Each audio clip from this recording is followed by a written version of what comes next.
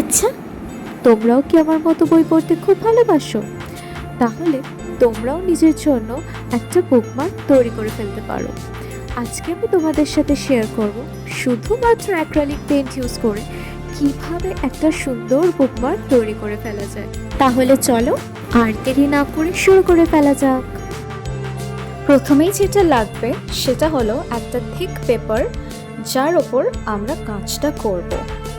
এবার আমি Cello tape দিয়ে এর চার ধারটা ভালো করে আটকে দিচ্ছি, কারণ এক হলো এটা জায়গা থেকে সরবে না, আর দুই একটা নিট অ্যান্ড ক্লিন বর্ডারও পাওয়া যাবে।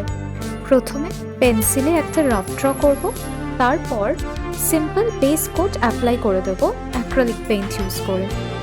এরপর একে একে ডিটেলস অ্যাড করব, যেমন আমি এখানে একটা লোটাস পন্ড বানাচ্ছি, তো তার পদ্ম পাতাগুলো আর পদ্ম ফুল, মানে ছোট ছোট যে ডিটেলসগুলো সেগুলো আমি অ্যাড করে দেবো এক এক করে।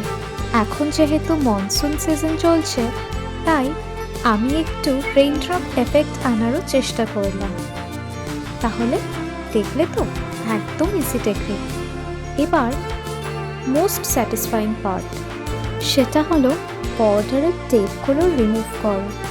কিন্তু এ কি, এই যে কালার লিক হয়ে গেছে, বাট নো ওয়ারিস, আমার হোয়াইট মার্কার আছে না, মাই সেভিয়র।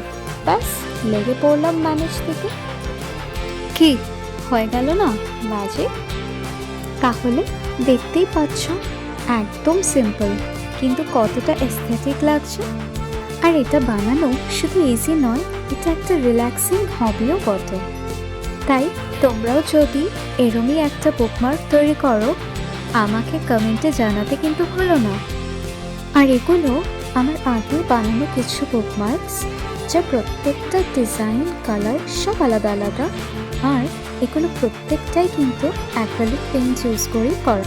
বুকমার্ক এমন একটা জিনিস যা যে কাউকে গিফট করা যায় যারা পড়তে ভালোবাসে। সবশেষে ভিডিওটা ভালো লাগলে লাইক, শেয়ার আর এই চ্যানেলটা সাবস্ক্রাইব করে দিও। আমি ভবিষ্যতে আরও আর্ট আইডিয়াস তোমাদের সাথে শেয়ার করব। Till then, stay tuned and thanks for watching.